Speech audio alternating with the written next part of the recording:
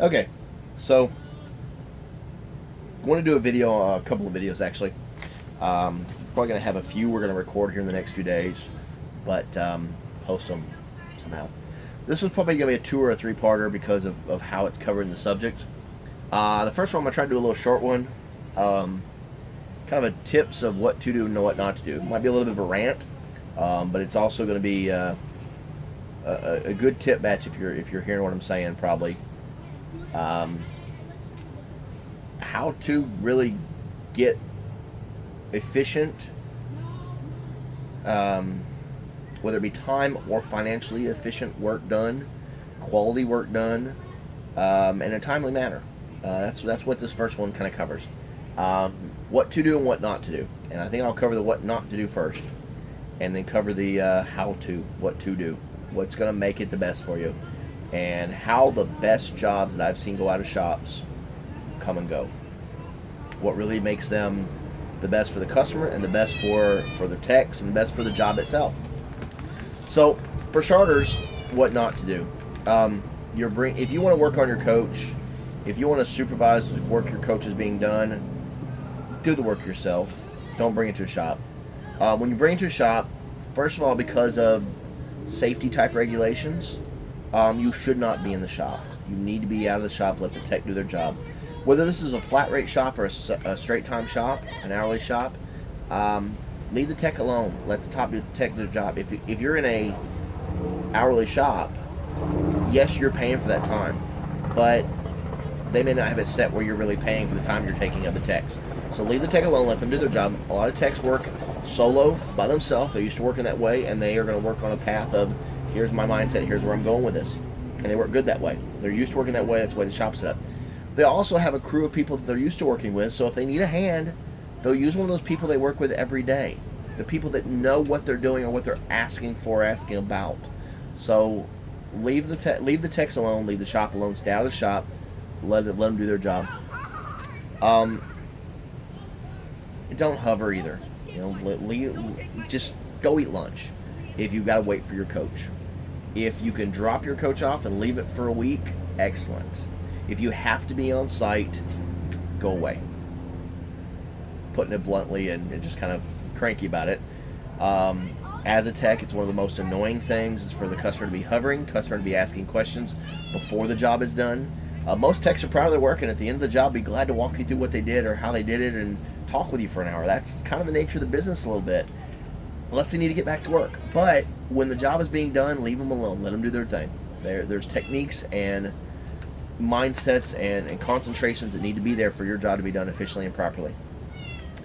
On another, and that's quite a touchy subject for me especially, but a lot of techs, a lot of shops in general.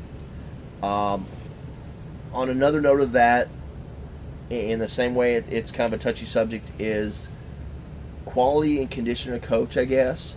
I personally love old coaches. I'm a big fan. A lot of the shops I've worked at, or when I did them myself, kind of built up a reputation of something old comes in, it goes to Brandon. They know that I like the old stuff. I kind of have a knack for the old style and old quality. I work on the high end stuff too. I am specialist in a lot of things that put me in some of the top end coaches, electronics, electrical, plumbing, any number of things that are high-end versions, not simple little coaches, but love the old stuff. The old stuff's cool. I have seen old coaches that you would think rolled off a showroom floor because of the quality and care, and I have seen coaches that were literally less than a year old that I think certain people in the health department field would have something to say about. When you can get nauseous getting into a vehicle, or have it made you concerned for sanitation and health, that's a big concern. Bigger than that is when a tech needs to work in a compartment, let's say. Got a compartment that has a water pump and a panel behind it that we have to access, and we have to empty that compartment. And we don't know how you have your stuff in there for starters. So we're not going to be able to put it back the same way, so it's going to be hard getting it all in there, especially if it's really full. And then we're also killing our time, and I'll cover in the flat rate straight time video a little bit more of why that matters for certain ways for you and for the tech. But really, that's going to be more time it's going to take to do the job properly, and then that's how's your stuff going to be put in and out of the compartment. If there's an area that you are aware that they're going to have to access that, be considerate and empty it, move it, make arrangements, something. It's worth your and their time. And on the sanitation side, there are coaches that really need to be cleaned differently. Be aware or be considerate of who's working on your coach. That how are the conditions? If you have a toilet leaking and you have to, the tech has to remove that toilet to do a valve on it, and you haven't cleaned the bathroom in a month, a week, a day, that's a sanitation issue. That's a concern. That's not fair. Flat rate will cover a little bit more why that's really not fair, but even on the hourly side, you're paying for the work to be done. You're not paying for them to deal with your clutter, filth, or whatever. So be aware of that when you bring your stuff in. In the long run, it will affect your efficiency, quality, and such. So, recap a little bit. Clean up, organize, be clean and sanitary, especially if someone has to work on your stuff. Leave them alone. Don't try to help them. That's one of the biggest things that's going to slow them down, break their concentration, and cause more delay. And if you're in a rush, plan for it. It takes as long as it takes. One thing I like to say, as an operations manager, as a service manager, as a shop foreman, as a tech, do you want it fast or do you want it right? People work at different rates, and if a tech is doing the job, do you want them to rush through it or do you want them to just do it right? Let them take the time they need to, because in the long run, you can go back and go, it was supposed to be done right, there's an issue.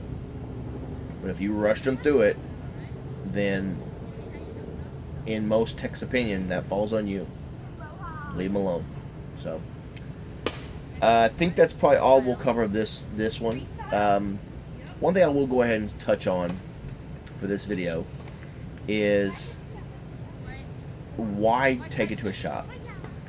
And what I'll also cover real quick is how to get good quality service and good efficiency and good service. If you're going to take it to a shop, or compared to 8 minutes. Okay. If you're going to take it to a shop, think about it this. Why do you take it to a shop? Part of the reason is they have access to parts. They have the exact same parts, or they can get it. They have seen this stuff before. They are used to dealing with the kind of stuff you're dealing with. You may be able to work on it yourself, but RVs are their own little animal. But we do things in a way, and we've worked on things enough. There's enough experience in the industry that we have seen things that, even though it may not be identical to what you're dealing with, we've seen enough of them that will relate to make your job more efficient, work out better, and be of quality. Anyone can work on an RV, sure.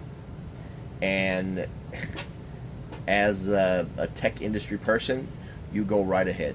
Feel free to, feel welcome to.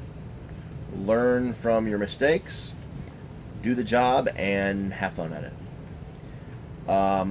Because if you do not have all the skills, or you do not have the experience, because even techs, when they're starting out, have times they mess up, you will end up with something happen sometime or another. Even if it's the customer that buys your coach from you when you sell it, it will end up in a shop one day, and that's that much more time it's going to take to fix it to right or redo something because of certain techniques or quality. Just because someone works on a house and can do plumbing on a house, or 110 electrical, or works on a car and does 12 volt, doesn't mean they can work on an RV, because they're a different animal. These things vibrate down the road. Things happen differently. Certain techniques and products and quality relate to how we do jobs, and with that, durability comes in. RV supplies and parts are usually built a certain way, partly for that reason. Sometimes they're built just to be cheap, but there are items out there that are built with the RV needs in mind, so something to keep in mind. Also, the RV shops, number one, are used to regulations and requirements. Most shops have at least one RVIA, and some are lucky enough to have RVDA certified people. And those certifications go a long way into regulations, requirements, and such. That is not just for the quality of the work, it is your safety as well. So keep in mind that when you're taking it to a shop, you're paying not only for the work they're doing, you're paying for their experiences and their knowledge. Leave them alone, let them do their job, and trust them to do just that. Any shop I've ever worked in, I have no problem holding people's feet to the fire and having high expectations, and I encourage that. But at the same time, let them give them the chance to do the job right, and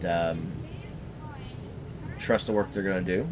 And sure, if something happens or something's wrong, hold their feet to it. But you standing over their shoulder doesn't make it go quicker or better. I guarantee it. So I think that's all we'll cover on this one. Stay tuned. Don't forget to subscribe and look at the other videos. If you have any questions, feel free to post them or ask, and we'll get them. See if we can get you some videos up or some more information. If there's something specific subject you want to know about or questions about, let us know. Got lots of information we want to try to cover, but still would love to have questions from out there on things people would like to see. So subscribe. We'll see you next time.